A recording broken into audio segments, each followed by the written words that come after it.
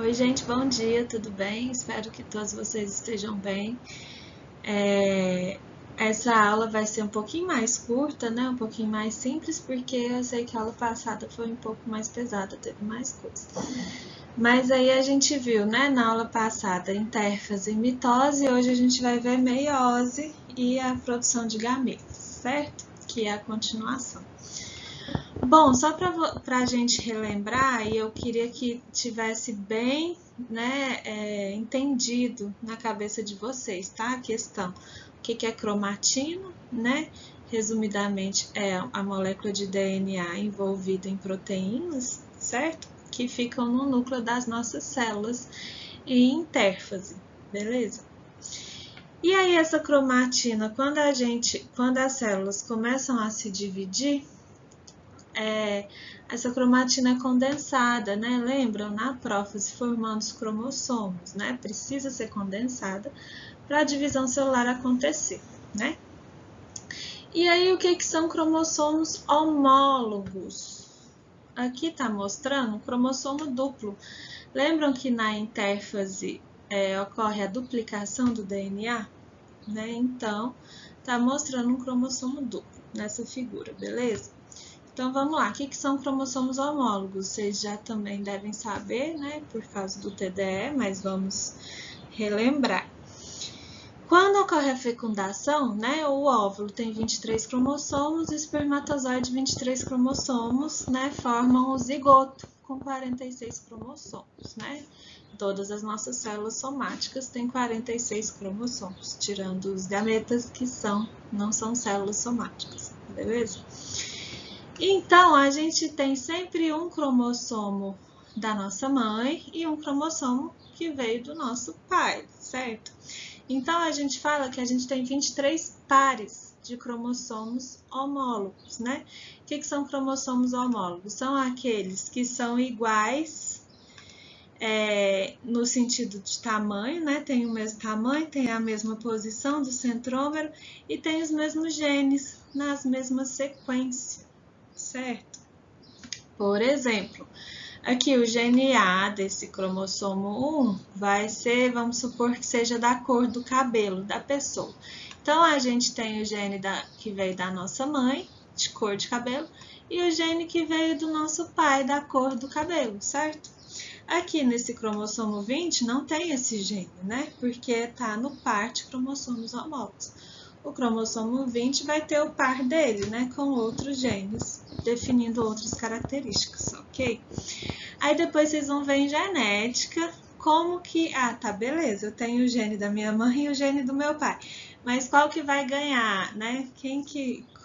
Qual que vai ser expresso no meu cabelo, por exemplo, certo? Isso a gente vê em genética. Então, a gente tem 23 pares de cromossomos homólogos. Aqui eu estou mostrando um cariótipo, né, de um ser humano que tem 46 cromossomos.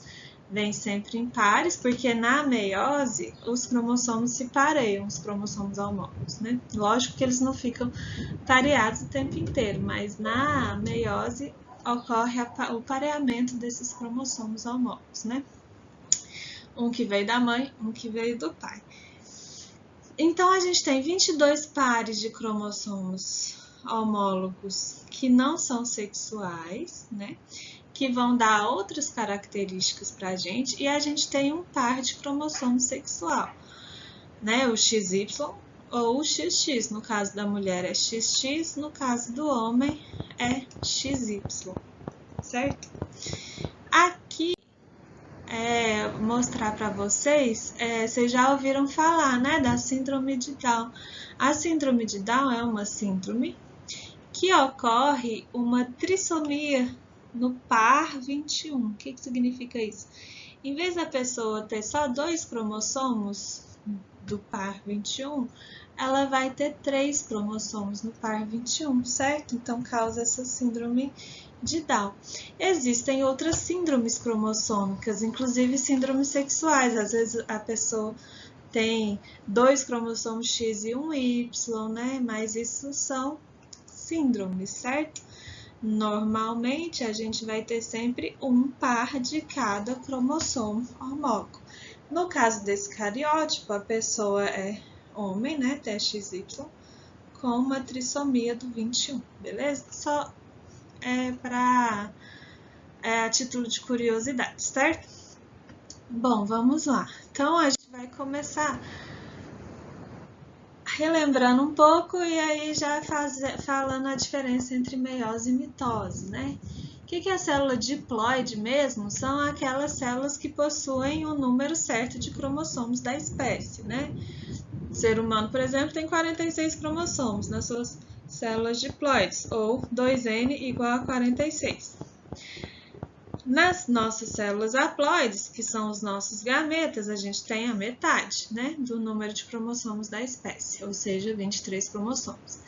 Aqui, na meiose, o que acontece? Vocês lembram que na mitose, uma célula diploide, 2N, forma duas diploides também, idênticas a ela, certo? Então, é uma divisão equacional. No caso da meiose, não ocorre isso. Uma célula diploide, por exemplo, essa aqui, 2N igual a 2, né? Tem só 2 cromossomos. Vai formar no final, ao invés de 2 células, vai formar 4 células. E vai formar 4 células haploides, com metade do número de cromossomo dela, certo? N igual a 1, beleza? E, não sei se vocês repararam, né? Mas aqui está um cromossomo vermelho e um azul. Aqui, vocês estão vendo que cada célula é diferente uma da outra? Né? Ocorre o que a gente chama de variabilidade genética. Na meiose ocorre a formação, então, de 4 células haploides, né? Com metade do número de cromossomos e 4 células diferentes entre si. Beleza? Então, vamos lá. Como a gente tem as fases da mitose, a gente tem também as fases da meiose, né? Na meiose ocorrem duas divisões. Por quê? Porque a meiose é uma divisão reducional. Ela vai reduzir pela metade o número de cromossomos. Então, ela precisa ter duas divisões. Ela também tem as mesmas fases, prófase, metáfase, anáfase e telófase, né? Só que aí, como ela tem duas divisões, a gente coloca que é prófase 1, metáfase 1, anáfase 1 e telófase 1, depois prófase 2, metáfase 2, anáfase 2 e telófase 2, certo? A prófase 1 eu coloquei, né, separadamente, porque acontece coisas diferentes da mitose e é extremamente importante a prófase 1 da meiose. Por quê? Acontece algumas coisas semelhantes, como o desaparecimento da carioteca, né? O desaparecimento do nucleolo, beleza? A condensação dos cromossomos, isso é a mesma coisa, né? Aqui, essa célula é diploide com o número inicial de 4 cromossomos na célula, beleza? O que acontece na prófase 1? Primeira coisa, os cromossomos homólogos, lembram deles? Cromossomos homólogos pareando. Né? Então, cada parzinho de cromossomo vai ficar um do lado do outro, né? Beleza? Vão dar as mãos, um do lado do outro. Então, primeira coisa, pareamento dos cromossomos homólogos, certo? Essa prófase 1, ela é dividida nessas subcategorias, né? Subetapas, o leptóteno, o zigóteno, paquíteno, diplóteno e a diacinese. Eu vou cobrar para vocês saberem o que acontece em cada um? Não, não vou cobrar. Só para vocês saberem, beleza? Mas o que acontece então? Primeira coisa, o pareamento dos homólogos, né? Que é diferente da mitose, certo? As coisas iguais é aquela coisa. Desaparecimento do nucleolo, desaparecimento da carioteca, condensação dos cromossomos, né? Beleza, os homólogos estão pareados. Para que isso? Porque na fase de paquíteno, o que vai acontecer? Vai acontecer o que a gente chama de crossing over, ou permutação, certo? Isso aqui é extremamente extremamente necessário para poder ocorrer a variabilidade genética, a produção de gametas variáveis, né? Os gametas que a gente produz, cada um é diferente entre si, né? E o gameta que o homem, né, no caso, produz, é cada um diferente entre si. Então, cada gameta que for encontrar com outro gameta vai ser diferente entre si. Por isso, a variabilidade genética é gigante, é imensa, né? Você pode ter 1000 irmãos e nenhum de vocês vai ser igual um ao outro, certo?